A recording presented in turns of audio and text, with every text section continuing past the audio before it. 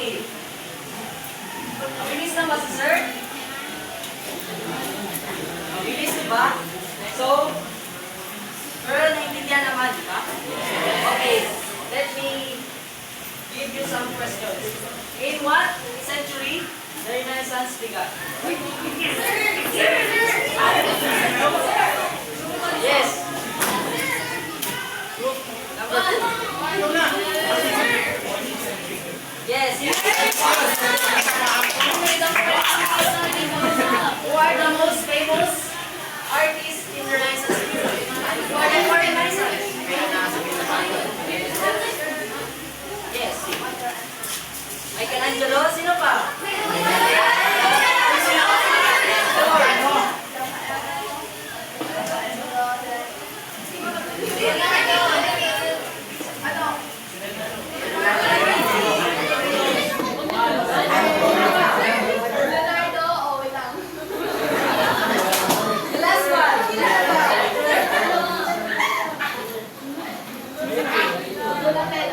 Okay, very good. So, the four artists is Michelangelo, Leonardo da Vinci, Raphael Sancho, and the last is Donatello. So, since you can answer all the questions, and we will proceed the next activity for our application. So, I will be giving you pictures, then imitate it, and express in front and explain the pictures given. So the score will be based on my rubrics. So the rubrics, on that, imitate, the creativity is 25%, the relevance of the topic is 25%, the message of the picture will be 25%, and the teamwork of the group will be 25%. Overall, 100%. I will be giving you these pictures.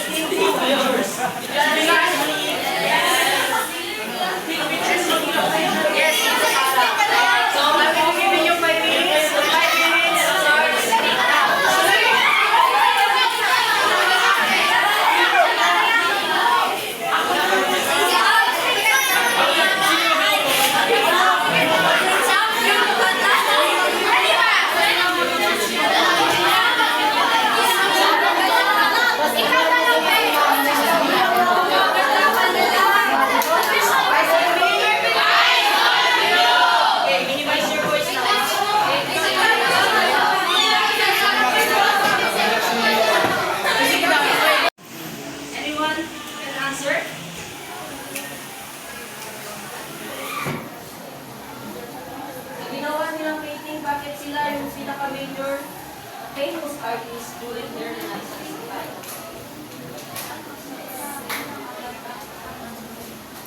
Anyone? Wala? I will give you 5 points if you got the answer. Anyone?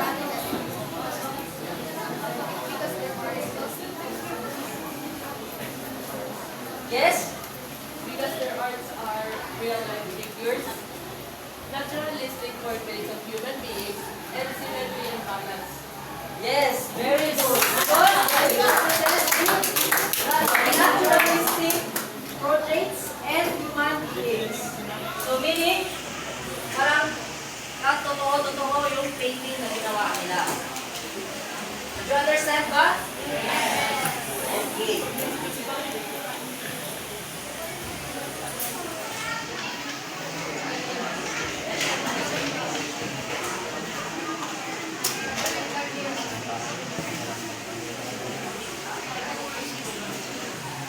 Okay.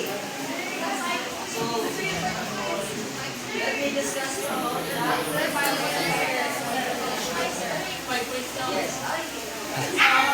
Titigman. Okay, let me discuss you about the Renaissance period. So the Renaissance period is, it is a French word.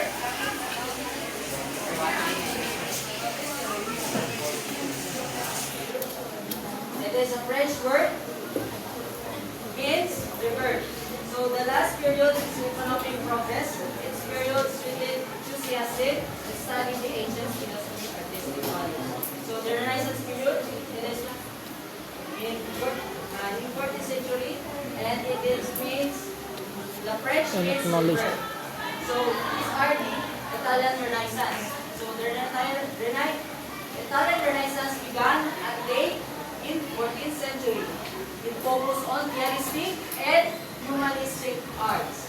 The Renaissance art was characterized by the accurate anatomy, scientific perspective, and deeper landscape.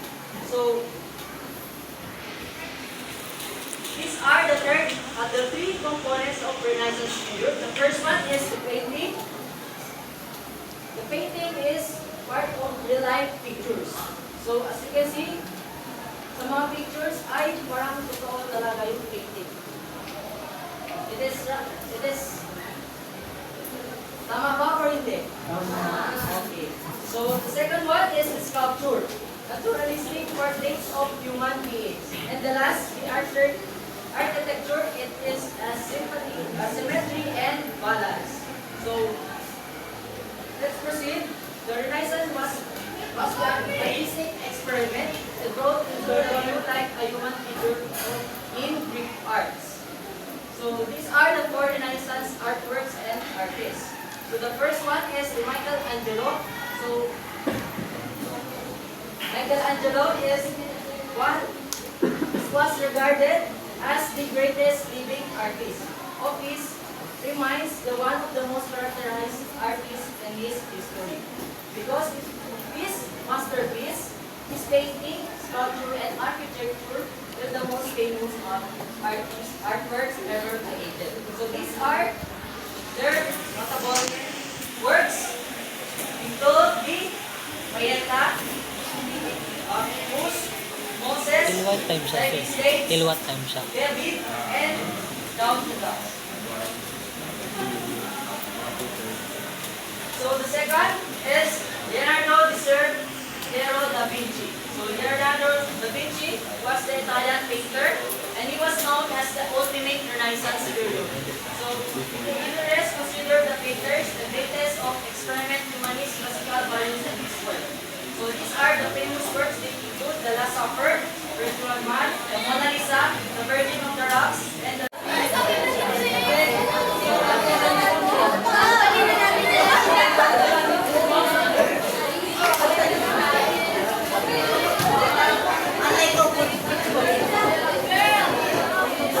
okay, eyes on me again. So, sino yung swerte sa inyo? Please come in front.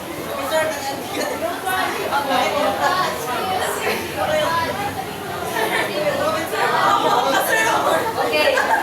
One more. Come in front. One. Sorry. You will choose whether what? Ano yung sino yung mauna na mag-present? Okay? Number one, please.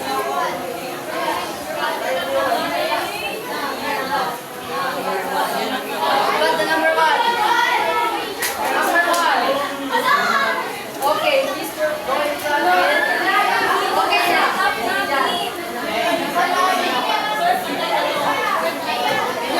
Eyes on me. The group three at the side. And the last group. Okay, eyes on me again. Eyes on you. So, this is the group one. Start your